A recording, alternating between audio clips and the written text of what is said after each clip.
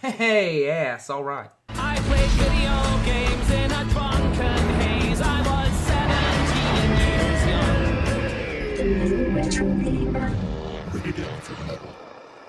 Today we're going to be looking at Horror House on Highway 5. What a title, right? Now this is some movie that like 20 years ago my friends and I rented as teenagers, and all I really recall about this is it has a killer running around in a Richard Nixon mask, and I hated this movie. So long story short, I found it on YouTube, you know the rest. The movie opens with the strangest of introductory scenes. Juice. Justice. Oh, justice. Yeah, it was right on the tip of my tongue. Next card. La Morte, and it means death. Look, he's smiling. Love. Love. I just stared at the cursor for like 5 minutes after watching that, trying to think of something to say, and I don't know what to say about it. Immediately after, the movie tries to trick its audience into thinking they might be watching something awesome like Evil Dead 2 with these kind of shots.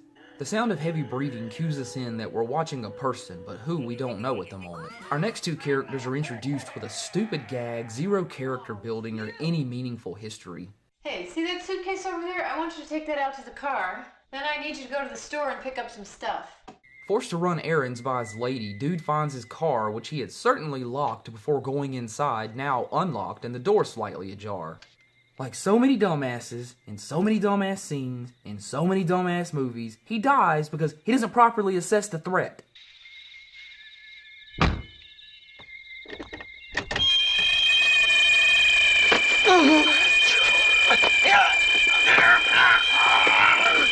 Now while he's being killed, Martha, let's call her, is over here showering in her granny shower cap.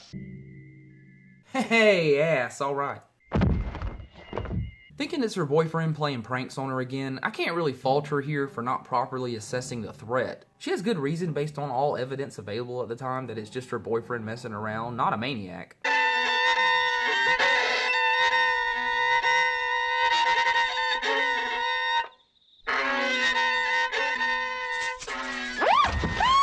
Well shit, it's a maniac. He laughingly renders her unconscious and starts to ransack the place, and she does a terrible job of playing dead before shooting up and bolting out of the room like a frightened rabbit.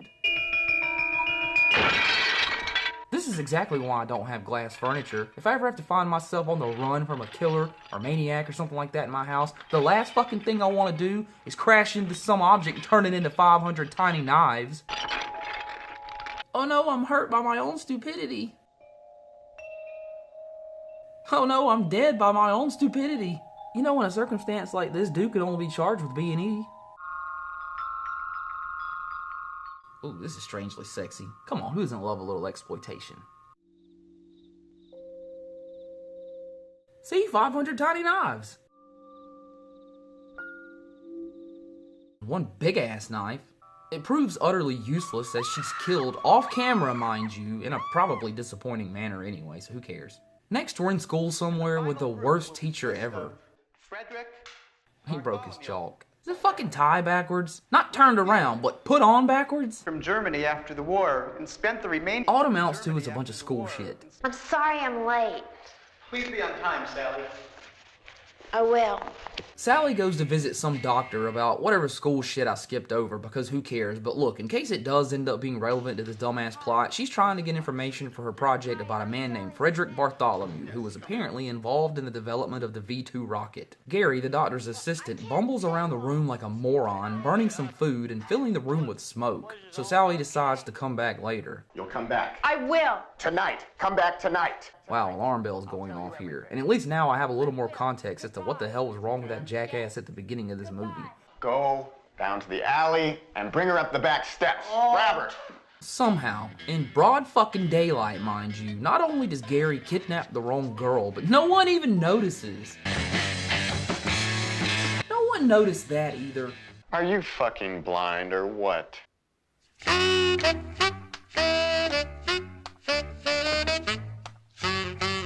Now we get to the best scene in the movie here where the cat plops down. Yeah, let's see that again.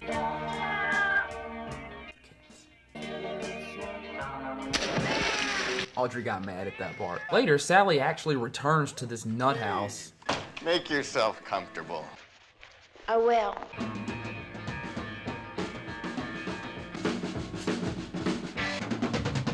Wow, that's a bad picture. You'll have to excuse him, Miss Smith. He's sort of an idiot. Why do you let him treat you like that? Oh god, please don't fall in love. Please don't fall in love. Please don't fall in love. Feeling concerned for Gary, Sally suggests that he stand up for himself and seems pretty genuine about it. Enough so that he has a change of heart and attempts to stop her from drinking from the mug, but she does so anyway. Kind of sour. Nonsense. It's delicious. Succumbing to the drugs, she lies helpless on the couch, and through voiceover and newspaper clippings, the movie tries to move along the plot of Frederick Who the Fuck Ever I've already forgot because I really don't care.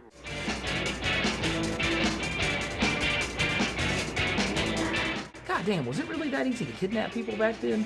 They transport her body in a trunk to another location. Pass on. As Comet Glit, What?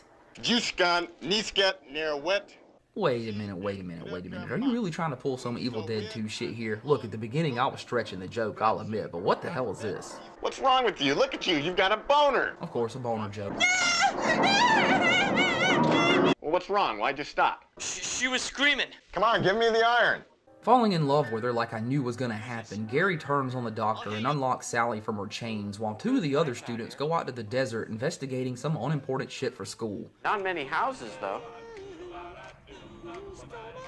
Hey, look, there's a house. First, a dead cat is discovered inside of their van, and the chick is pretty nonchalant about it considering I'm pretty damn sure that's her cat from earlier, and then a body is found near the trash can when dude goes to dispose of the cat. Well, he's pretty nonchalant about that too. Man, people were chill as fuck back then. Finding dead animals and people and shit and just going back to the van to get high. I'd be getting the hell out of there. There's oil leaking all over the place. Something's busted. Forced to stay put, we cut to another couple drinking and driving like the assholes they are when they nearly run over someone. Who does that dope think he is? Hey, I'm gonna fuck you, man! Being gay is completely fine, but that was fucking gay. He didn't say I'm gonna fuck you up, he said, Hey, I'm gonna fuck you, man! that's funny. He gets his ass kicked, leaves, runs into the dude on accident, it looks like. Not even in a vindictive way, just like ran into him like the drunk asshole he is, and then he ends up killing himself in the process. What's wrong with you? You just ran that guy over. You must have a low IQ. Feeling threatened, Stoner Boy whips up a bomb out of all the shit laying around the van. What a completely different world we live in today. You can't just ride around with a bunch of shit in your van that you could make a bomb out of. Like really, what the hell is that gonna do? Unless you put it close enough to the van, because where else would anyone try to get into out here? They ain't breaking into the open air. What, it won't kill him? Well, maybe they're standing right in the explosives. See, she even understands. Back in the insane asylum, the doctor is going bonkers thinking maggots are falling out of his head. And hell, maybe they are, I don't really know. Gary and Sally just sit there while he goes on and on and on about ritualistic crap that still hasn't been explained to us. Gary and Sally have a moment, I guess, and some chick comes stumbling into the room from outside asking for help. I don't know, is this one of the chicks from class earlier? I can't keep track of this shit. I don't think this place is gonna be much help for you, lady. She manages to escape into an old photo development room or something where the Nixon mask killer attacks her and she delivers some god-awful dialogue. Hey, relax. Just put your fucking mind at ease, huh? Hey, what are you, nuts? Stop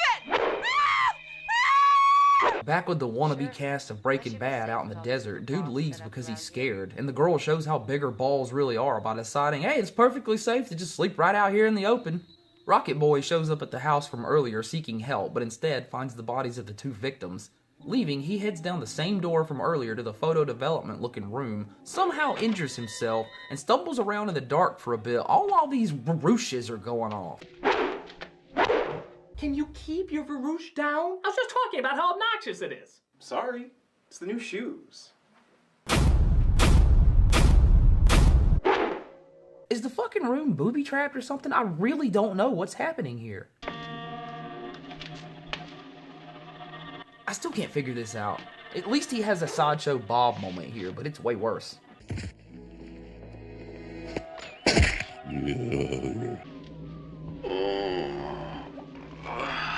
Out in the desert, Science Girl wakes up to the sounds of something rustling in the bushes. It frightens her enough to lock herself back inside the van while Nixon thumps around outside. I don't think you're gonna get in there without some tools, dude.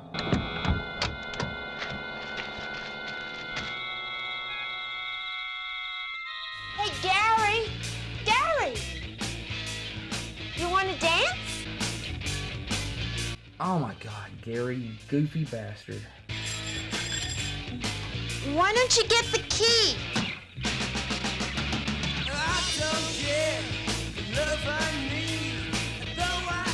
Alright, Sally, you smart bastard. She dances her way out of the door and right back inside where Gary just chains her up again. Oh god, utterly annoying screaming. So Desert Girl shows up and tries to rescue Sally, but is quickly discovered by Gary, who knocks her out. Desert Girl has wandered off, it seems, at this point, and what the hell is up with the Marushas again?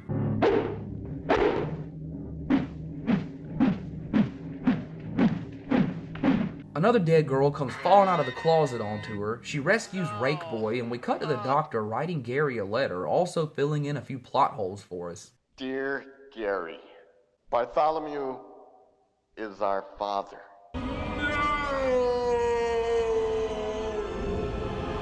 Apparently Frederick Guberschnauzen is their dad, and he's still around here somewhere, and oh my god, I just don't care anymore. Anatomy was a better movie than this. What am I saying? Science Girl is attacked by the doctor with a goofy-ass hand drill, but at least the soundtrack is pretty badass here.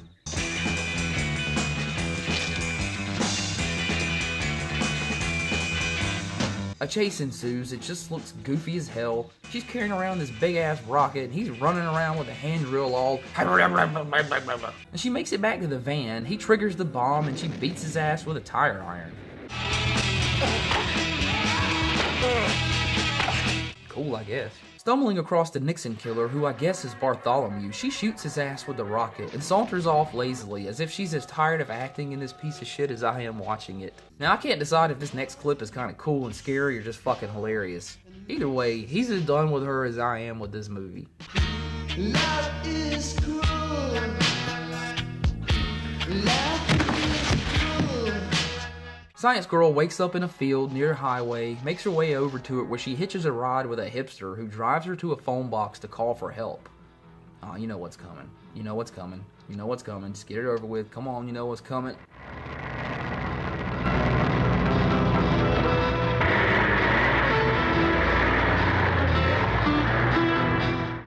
She survives? And it ends. Wasn't that so much cooler than the ending of Texas Chainsaw Massacre when Sally escapes? God, what a disaster piece. It's an utterly forgettable movie. Drive-In Massacre was better than this. Anatomy was better than this. The Haunting was better than this. Cannibal Roller Babes was on par with this. Terrible movie.